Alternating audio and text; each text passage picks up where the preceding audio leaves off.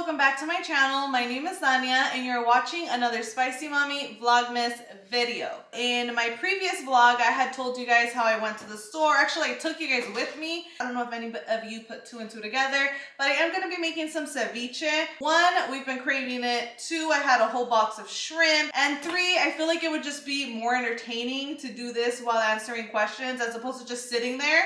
Also, it's going to help me, you know, spread out those shots that I have to take because I owe you guys 3.5 shots.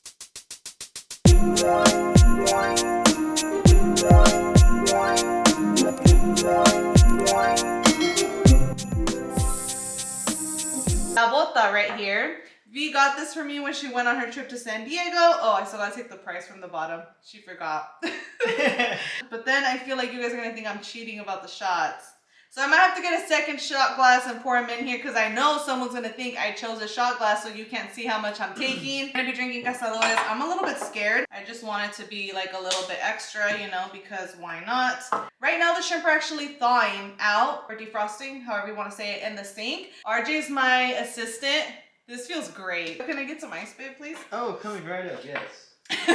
He's going to be the silent partner of this video because while I'm doing this, he's gonna be, I'm just kidding, he's gonna be asking me the questions. Special shout out of appreciation to the Spicy Mommies who went out of their way to actually DM me and send me like a list of questions just to be supportive. I appreciate you girls. I'm really scared honestly for the shots. Tequila is my preferred liquor or my liquor of choice, but I don't know. If you don't have a tequila story, then you're not really a tequila drinker. And I'll never share my tequila story, but just know that there is one. In the archives. In the archives. Should I start with the shot or start with the question? Honestly, you should just do the shots, get them over with. I'm not gonna do them like straight back to back, está loco. That way you can actually make the ceviche with love. He wants Bella to have a sibling already. I'm not gonna do them like completely filled to the top because I just never do that. So you guys think that's cheating, then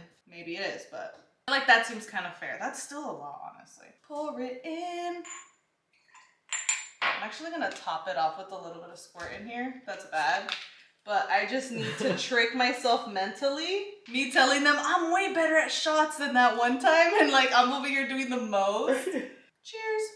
La bota, la bota, la bota. Okay, so we're gonna get started with the questions and I'm gonna start off by squeezing the lemons for the lime juice. I mean, I feel like everybody knows how to make ceviche. I'm not really gonna go into like all the details of making ceviche because it's pretty easy, you know? Just kind of like what I do that maybe might be a little bit different. So one of the things is this that I'm gonna tell you guys right now. I actually use lemon juice and not just lime juice. I feel like it helps with the bitterness of sometimes, you know, when you use only lime, like sometimes things se amargan and like it's just kind of could kill it. So I actually use some lemon juice and I feel like it just helps balance it out. So we're gonna start squeezing them and are just gonna hit me with the question. I have all the questions written down on my laptop, but I told them to just hit me with them in random orders because I feel like that'll make it be more organic, my responses. So first question, what's the best and worst part about putting yourself out on social media now? The best and worst part? The same thing has been the pro and the con. So I feel like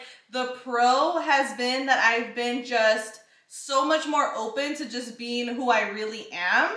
Like, even though it's just like me talking to the camera, but I really do feel like I'm talking to you guys who are watching this video right now. I guess it's helping me not be such an overthinker. Like, I feel like when I first started, like I could tell that I've already grown in certain ways. Like when I first started, I had to control every single detail. Like you guys can tell I would like get, you know, dressed up, or not necessarily dressed up, but I do like my makeup and all of that. And now I'm kind of just being more my raw organic self. And the worst part though, is that it could get stressful and it can also help point out insecurities that you didn't know you had before. Does that make sense? So it kind of gives me like an added self-awareness that almost is like criticism at the same time. So, you know, it's just like a little battle, but I feel like I'm not doing too bad. What would you say is the biggest lesson you learned in 2021?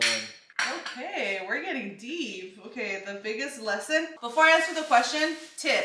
Every time you're doing things like this with vegetables, with peels, and like things that you're gonna do garbage, get a little bolsita, keep it next to you because it's a pain in the ass to be going back and forth to the garbage can. So the biggest lesson that I learned in 2021, so I feel like I started learning this lesson in 2020 because of COVID and just forcing me to like be apart from certain people. One of the things that I feel like I've been learning that's been more clear this year is that you can do right by people, but that doesn't mean that they're gonna do right by you. I feel like I'm the type of person that always sees the best in people. I always try to see like the good traits in people, and it ends up biting me in the ass a lot of the time because I end up being a lot more like invested in the friendship than the other person. Definitely learning my lesson with that. Also just protecting my energy. I feel like I learned how to protect my energy. Not everybody's deserving of my time, my effort, my friendship. I think maybe it's just part of like your 20s, but it's something that I feel like I've seen, that I've noticed more like in the last year. Who's the toxic one? Okay, RJ is a silent partner. Do not chime in here. Just kidding. Okay, so in all honesty, I do feel like we could both be toxic in different ways. Not to say that I feel like we have a toxic relationship, but there's no way that we have a perfect relationship. So I feel like there are things that I can be toxic with, and there are things that RJ could be toxic with. Most of the toxic stuff I've learned from her. Babe, in all seriousness, right now I feel like it's very trendy to be like el tóxico, la tóxica. My personal opinion is like truly being and like wanting to be toxic, like it ain't cute. Like if there are things that you're trying to work through or that you do that maybe your partner finds as toxic, and that's one thing because you could maybe fix that, but like you planning to be a toxic person or play a toxic role in your relationship, like that shit ain't really cute, you know? Like for what? Like what are you doing that for? Like I guess the short answer is both, and the long answer is it's complicated. I'm just kidding. Who's most likely to make y'all late? Definitely me. I'm late to everything, you guys already know. Like I talk about it a lot. Like I really try my absolute hardest to be punctual. I don't know where I got this from. Like my parents are both very punctual, very responsible, but ladies, comment down below if you can relate. So your man complaining, you take hours to get ready, right? But as soon as you're ready, they either gotta take a shit, they still gotta put on their shoes, they can't find their wallet, and then it's still like, you were the one that took long. Like, but really, who's really making this late at the end, you know? You had all that time to be prepared. And I just had to get that off my chest. Or just like walks away, like, I'm gonna head out. Next. How do you feel about public display of affection? For those of you that don't know, PDA.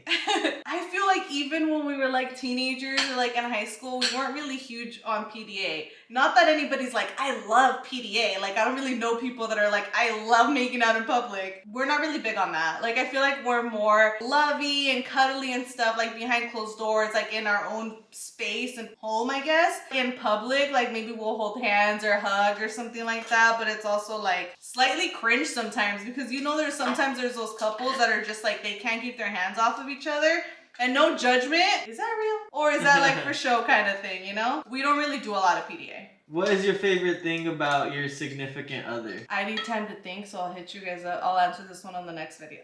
My favorite thing about RJ is I don't know how he can be so determined to figure shit out. I don't have that much patience for certain things. It'll help me with my setup. Like if I have questions with any of my technology stuff, I always go to him. We could be sitting in any of our rooms with the TV and I'll be like, can I connect my phone and like literally watch what's on my phone on the TV? And he will somehow bring a cable, bring an adapter or whatever it is. And like, he'll always make shit happen. So I feel like that's one of the things that I love the most about him is just like how determined he is to like figure shit out. I would expect an answer back after this video. I don't want RJ to talk about all the things he loves about me in this video because it'll just take too long. Finished with my jugo de limon. The shrimp are almost fully thawed and I'm gonna start chopping up some of the vegetables. Always use purple onion, like make your stuff look pretty. And I just want to say like, well, it's not even purple, I just call it purple, but this is technically red onion, which is like stupid.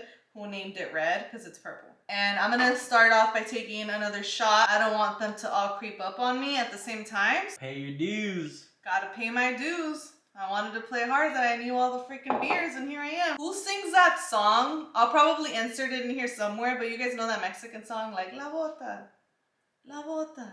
You know what I'm talking about? Nah, bro. They know. Ask me a question before I take it so then I'm like more like What's something that your partner does that triggers you? Y'all got time? Do you guys like hour-long videos? We're releasing short films now.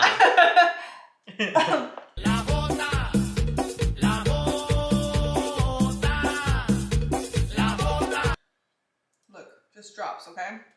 La bota. La bota. You don't know what song? It comes out like at all the quinceañeras. All the tios know it. They get excited. They like fucking get the servilleta, a little napkin at the quinceañeras. They like freaking cleaning up real quick when the song comes up, and then they hit the dance floor. You know what song? Anyways, what was the question? What's something that your partner does that triggers you? There's two things that I will say. I've been trying to follow this rule in our house. Not everything has found its forever home yet, but a lot of things already have their home in the house. Like, you know what I mean? Like this plate goes here, this cup goes here, this towel goes here. RJ will help me clean up and do stuff around the house, but he could literally like make himself a sandwich and he'll like close the bread, leave it here. I don't know, just little things like that I'm like, bro, like the napkin, you gotta leave your napkin right next to the garbage can, or could it just go in the garbage can? That's one. Two, he gets really close to cars when he drives. But it's like one of those where it's like, it's not you, it's me. Because I have a lot of PTSD from the car accidents that I've been in. So it's very triggering for me to be in the passenger seat with anybody. Like, it's not his driving, it's just me. But obviously he's my driver most of the time, if that makes sense. What's something you would say that you as a person refuse to change? Something that I refuse to change? I'm asking you the deep questions now because you got the onions out in case you start crying. Instead I start crying? Yeah. Don't say your underwear. Like, you gotta do the inside out, the backwards, the inside out again, like forward. I'm just kidding, that's fucking gross. I had lunch like way long ago, guys, so these shots are definitely, I'm gonna feel them, because as a mom now, I don't really drink hard liquor like that. Be prepared to witness some things. Okay, so something that I refuse to change, sometimes I try to like really stick to my boundaries, and it's still at the end of the day very hard for me to like hurt anybody's feelings. So I, even though I have boundaries, will sometimes like drift away from respecting my own boundaries simply because I still want to be a good person. It's not because I want to talk highly about myself and be like, the one thing I refuse to change is me being a good person. I don't know if any of that made sense, but long story short, something that I refuse to change is me being a good person, is me having a good heart, is me wanting to do like good things and be helpful to other people, because sometimes people don't deserve that for me. But at the end of the day, it's like that's their karma, not mine. Even if it means like drifting away from some of the boundaries that I set sometimes, I still refuse to let other people make me step out of my character and be a bad person, if that makes sense. Just kidding.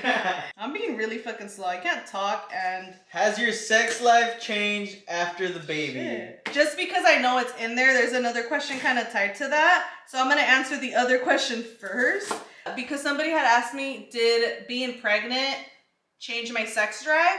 And the answer for that one was yes.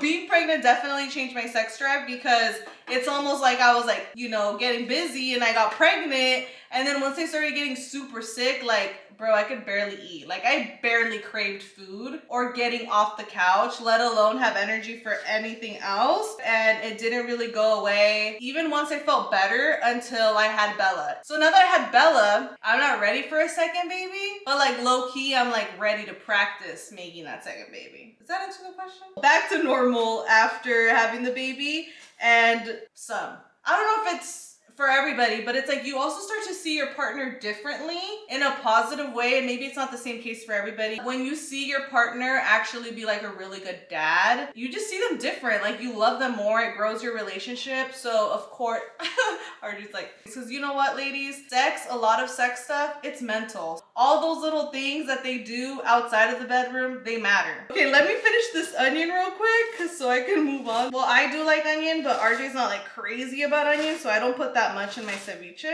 I never used to eat onion anything. Yeah, I've really trained his taste buds for a lot of things. I don't know if any of you guys ever watch Mo Money's videos. If you guys watch the Murillo twins, that's like their tia or whatever. She always says, don't be a lazy chopper. That is something that I live by, because I freaking hate when you go places and you buy ceviche and it's like, Dad, just give me the fucking cebolla and I'll take bites off of that shit. Might as well, you know? Definitely chop your things nice and good, no pun intended. If I didn't have a job, ladies, I would be like, it's not that I'm being fake, but I hold back because I do have a very like dirty imagination and I make a lot of dirty references, but I try to hold back, you know, because she's a professional or whatever. So now vamos a pelar los pepinos. Get your mind out of the gutter. Who's more jealous in the relationship and how do you deal with it? I actually make a lot of comments or jokes though, but like most of the time I'm like totally kidding. Like RJ will say something, like the other day he was talking to me and he was like, oh yeah, the cashier, the clerk, she looked pretty young. And I'll be like, I'll make a comment like, why, like when he said pretty, you know, like, but I'm just fucking plain. So I make a lot of comments like that, but I don't really feel like I'm jealous, but I feel like I'm the more jealous one. That's also because I'm very possessive with anything that's mine. That could be people, objects, material things I know it's bad. I'm not necessarily proud of it, but it's like what's mine is mine. She objectifies me.